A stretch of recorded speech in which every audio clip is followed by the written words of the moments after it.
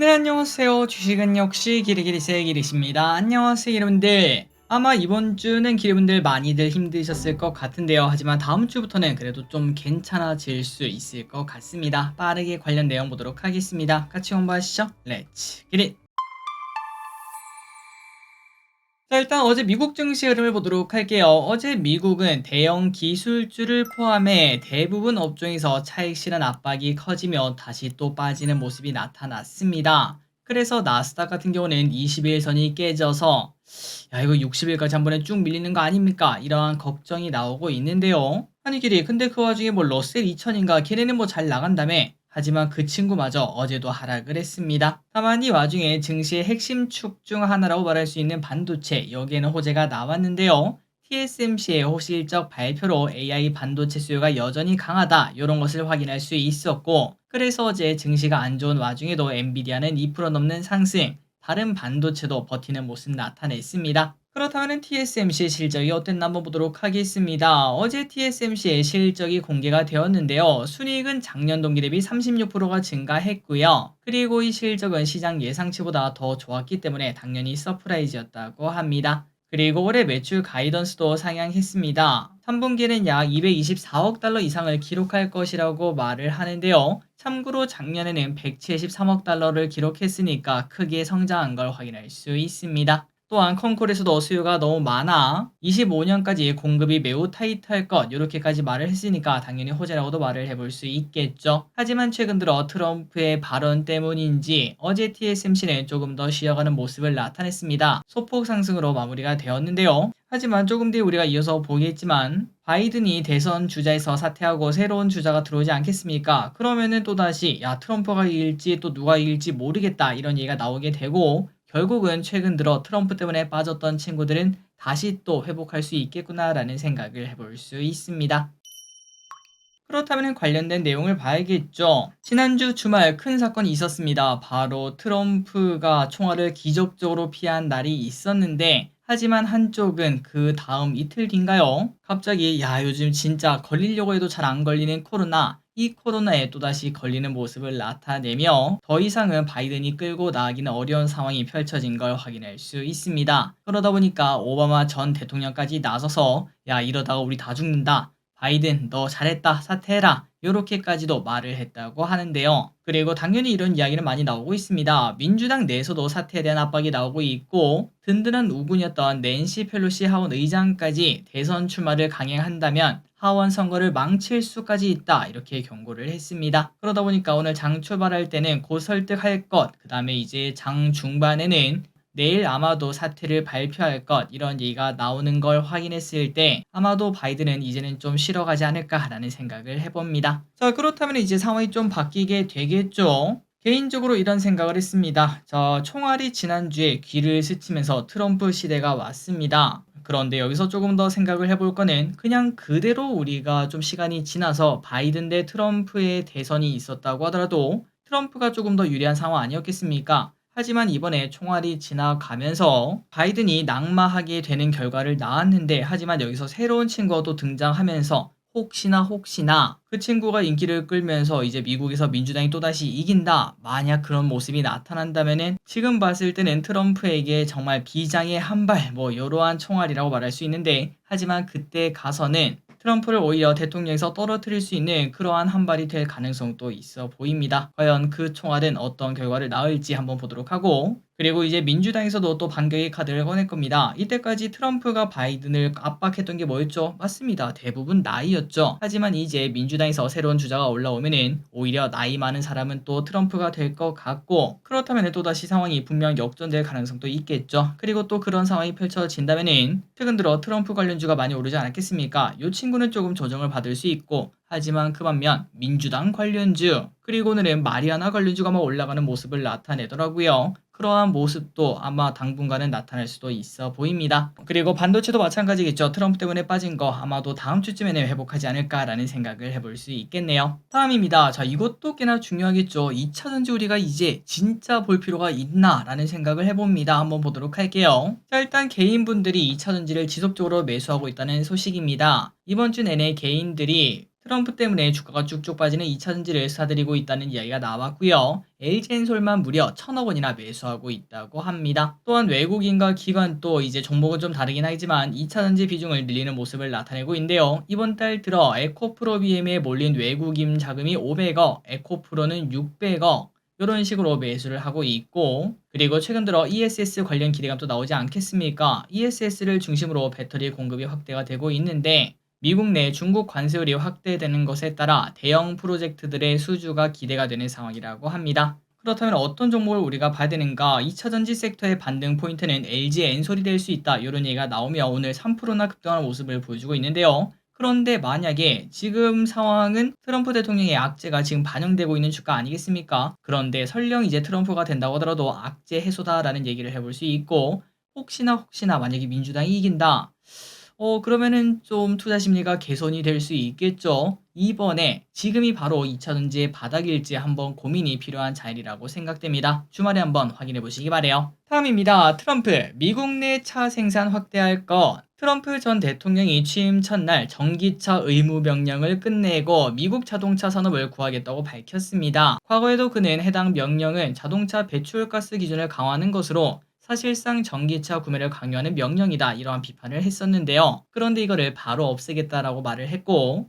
그리고 중국산 자동차에 고율의 관세를 부과하고 미국으로 공장을 불러들이겠다, 이렇게도 또 말을 했습니다. 현재 중국은 미국의 자동차를 팔기 위해서 미국에 짓는 게 아니라 멕시코에 대규모 공장을 짓고 있는데, 그런데 그러한 꼼수를 막기 위해서 여기다가 또 관세를 때리겠다, 이런 얘기도 했다고 하네요. 진짜 중국 담당일지는 맞는 것 같습니다. 다음입니다. 포드도 확실히 전기차를 버리는 모습입니다. 포드가 캐나다 오크빌 공장을 내연기관 픽업 트럭 생산 기지로 바꾸겠다, 이렇게 발표를 했는데요. 원래 이 공장은 SUV 모델 엣지를 생산을 하고 있었는데 전기차 생산 기지로 전환될 예정이었습니다. 그런데 최근 들어 전기차 상태가 좀 이상하다 보니 그 계획을 다시 한 번 더 수정해 일단 한 번 더 내연기관 만들자라고 말을 하며 슈퍼듀티라는 차를 만드는 공장으로 돌린다고 하네요. 앞서 또 3열 SUV 전기차 출시를 2년 늦추겠다, 이렇게도 발표하기도 했었는데 이번 발표까지 본다면은 확실히 전기차 전환 속도를 조절한다는 걸 우리가 느낄 수 있습니다. 그리고 또 이런 소식이 나오다 보니까 포드랑 배터리 합작 법인을 세운 게 누구죠? SK온이죠. SK온의 실적이 나빠질 수도 있겠구나, 이런 걱정도 나온다고 하네요.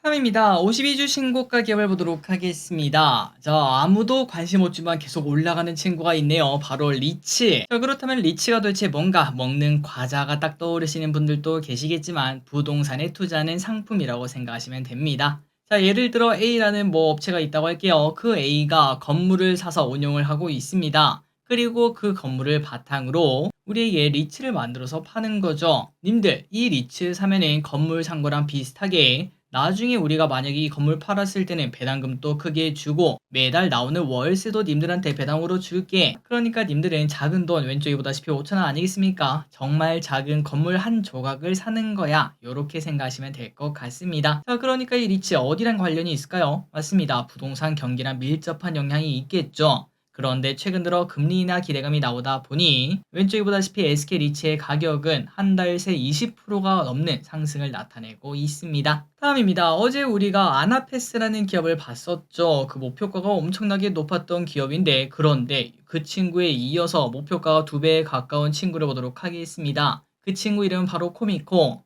삼성, SK하이닉스, 인텔 등을 주요 거래처로 두고 있는 반도체 부품주라고 하는데요. 유한타증권의 목표가를 무려 14만 원을 책정을 했고요. 아시아 범위를 중심으로 실적 개선세가 좋다고 평가를 했습니다. 그리고 2분기 실적이 전년비 매출 100%, 영업이익이 400% 증가할 것, 이렇게 말을 했다고 하네요. 그리고 이제 매출 성장세를 보니까 내년까지 10% 이상의 성장세가 예상된다고 하며 올해 퍼는 15.3, 내년은 11.6 정도로 예상이 됩니다. 충분히 상승 가능성이 남았다라고 말할 수 있겠죠. 다만 개인적으로 14만 원까지 갈 수 있을지는 잘 모르겠더라고요. 혹시나 이 기업을 공부를 한다면은 일단 10만 원까지를 목표로 잡고 그 다음부터는 다시 또 실적을 확인할 필요가 있겠습니다. 어쨌든 지금 차트를 보면은 121선 또 딱 지지하는 모습이라 일단 흐름은 나쁘지 않은 것 같아요. 다음입니다. 제주도 요즘 민심이 안 좋은데 뭔가 사람들이 많이 쌓였나 봅니다. 코시국 때는 정말 많은 사람들이 제주도를 다녀왔는데 그때 기억이 그렇게 좋지 않은지 최근에는 제주도 관련 소식이 나오면은 진짜 여론이 안 좋은 걸 확인할 수 있죠. 물론 굵직굵직하고 우리가 화가 날 만한 소식이 있긴 했습니다. 돼지고기 비계 사건이 있었고 그리고 최근에는 파라솔, 그 다음에 평상 이용요금이 너무 바가지다. 평상을 6만 원인가 8만 원인가 그 정도 주고 예약을 했는데 치킨이 먹고 싶어서 이제 옆에서 치킨을 시켜서 먹었더니 그 주인이 야 여기서 그 치킨 먹으면 안 된다. 제휴된 치킨집만 시켜서 먹어야 된다. 그렇게 말을 했다고 하더라고요. 그래서 그 사람은 결국 호텔 가서 그 치킨을 식어버린 치킨을 먹었다라고 얘기를 하니까 당연히 사람들의 여론이 좋지 않았습니다. 그리고 이런 것들 때문인지 실제로 제주도 이용객들도 계속 떨어지고 있는 걸 확인할 수 있었고요. 자 그러다 보니까 제주도에서 뭐 대책은 꺼내고 있습니다. 파라솔 가격도 원래 3만 원에서 4만 원대인데 2만 원 수준으로 반토막 내고 있다고 하고 다만 평상 가격은 잘 안 떨어진다고 하네요. 6만 원 정도 수준 그대로 가는 곳이 많다고 합니다. 저 개인적으로 이런 사건 사고를 볼 때 드는 생각은 하나밖에 없습니다. 분명 좋은 상인분들도 진짜 많으실 텐데요. 그 분들에게는 피해가 가지 않기를 진심으로 바랍니다. 다음입니다. 롯데리아 조금 바뀌어요. 롯데리아가 변신을 한다고 합니다. 햄버거 선호도 순위를 보면은 보통은 뒤에 있는 롯데리아 그리고 혹자는 근본이 없는 게 롯데리아의 매력이다 이렇게 말을 했던 만큼 1티어 햄버거 집은 아니었는데요. 하지만 무려 12년 만에 메뉴명 및 프로모션 등의 명칭을 변경한다고 하며 뭐가 바뀌나 일단 왼쪽에 보이는 것처럼 로고가 살짝 변경된다고 하네요. 왼쪽 위에가 원래 롯데리아 그리고 밑에가 지금 이제 바뀌는 롯데리아 뭔가 좀 더 깔끔해진 느낌이 들긴 합니다. 그리고 또 햄버거 이름도 리아 불고기, 리아 새우 등으로 변경을 한다고 합니다. 자, 정말 TMI인데 제 조카 이름 또 리아거든요. 그런데 어디 가서 딱 어릴 때 놀림받기 좋은 그런 상황이 펼쳐진 거 아닌가라는 생각이 드는데 어디 가서 놀림받지 않게 1티어 브랜드가 되기를 진심으로 바랍니다. 다음입니다. 뉴스의 파라라의 위력. 야, 이거 진짜 너무한 거 아닌가요? 수주가 되었는데 이 정도로 떨어지면은 만약에 수주 실패했으면은 상장 폐지했을 것 같아요. 진짜 그 정도 수준입니다. 원전 수주 소식이 나오자마자 어제 장 초반 엄청나게 뜨거웠지만 그때부터 거터음이 터지고 오늘까지도 급락을 나타내고 있는 상황이죠. 하지만 중요한 것은 원전 끝이 아닙니다. 그렇기 때문에 21선 혹은 61선 여기서 재접근하는 시각을 유효하다고 말할 수 있고 그렇다면 그 근거가 뭔가 추후 체코에서 2개 원전을 추가 건설할 경우 우선 협상권을 주는 옵션을 이미 받았다고 합니다. 그리고 향후 폴란드, UAE, 네덜란드, 영국 등 모든 나라 수주 기대감도 나타날 수 있기 때문에 이 일정에 따라서 주가는 언제든 또다시 반영할 수도 있다라는 얘기를 해볼 수 있겠죠. 그렇기 때문에 앞으로의 일정, 그 다음에 흐름을 잘 지켜볼 필요가 있겠습니다. 다음입니다. 트럼프가 북한이랑 또 대화를 한다 뭐 이런 얘기가 나오다 보니까 북한 친구들이 기분이 좋은가 봅니다. 너무 기쁜 나머지 또 오물풍선을 날려보내고 있다고 하는데요. 우리나라에서도 오랜만에 바로 대북 확성기를 틀면서 반격에 나섰다고 합니다. 전 세계가 주목하는 싸움이 또 열렸네요. 쓰레기 투척 vs K-팝 틀기. 자, 그런데 어쩔 수 없이 이런 식으로 싸우고 있긴 한데, 그런데 이제 북한이 좀 눈이 돌아가서 이상한 짓을 할 수도 있지 않겠습니까? 더 큰일만 벌어지지 않았으면 진심으로 좋겠습니다. 다음입니다. 민생회복지원금법. 어제 야당 단독으로 민생회복지원금법이 통과가 되었다고 합니다. 이는 전 국민에게 25만원에서 35만원 상당의 지역사랑 상품권을 주는 거라고 하는데요. 하지만 여기에 반발도 있다고 합니다. 국힘 그리고 및 정부는 부정적인 입장을 밝히고 있어서 어떤 식으로 흘러갈지 모르겠지만 일단은 이런 법안이 통과가 되었다고 합니다. 다음입니다. LG전자 어닝 서프라이즈 예상.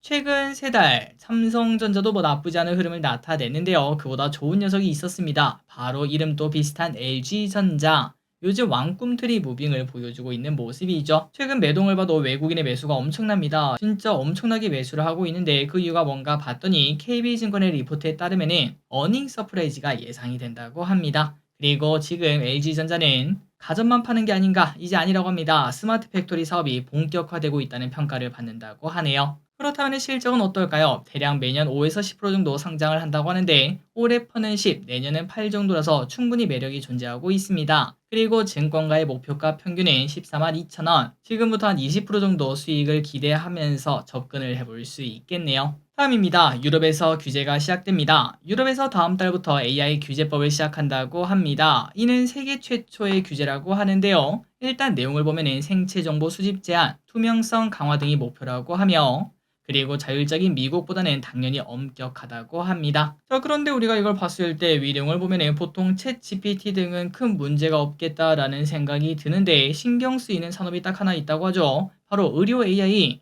환자 생체 정보를 당연히 수집할 수밖에 없고 환자의 생명이랑 연관이 되다 보니 규제에 대한 걱정이 매우 클 것으로 현재 예상이 된다고 합니다. 다만 아직까지 국내, 루닛, 그다음에 뷰노 등 이러한 기업들의 말에 따르면 걱정은 크지 않다고 해요. 아직까지 사업 초기다 보니 저런 부분은 추후 걱정이 나올 부분이지 일단은 사업이 커지는 게 우선이다라고 말할 수 있다고 합니다. 마지막 소식입니다. 비가 뭐 이렇게 내리냐? 올해 한반도에는 좁은 지역에 시간당 100mm의 비가 쏟아지는 극한호우가 8번이나 발생했습니다. 그러다 보니까 평년 장마의 누적 강수량은 이미 넘어섰다고 하는데요. 아직까지 7월 중순밖에 안 됐는데 이게 넘었다는 게 좀 놀랍기도 합니다. 그만큼 지구가 이상하다라고도 볼 수 있겠죠. 그리고 주말에도 서쪽에서 저기압이 유입되며 남부와 충청 지역을 위주로 강한 비가 예상되며 다음 주에는 태풍까지 올 가능성도 생긴다고 하니까 참고하시면 될 것 같습니다. 다들 비 피해 없길 바랄게요. 자, 오늘의 공부 여기까지 끝났습니다. 다음 주에는 증시가 좋길 바라며 오늘 마무리해보도록 하겠습니다. 지금까지 기리셨습니다. 빠이요.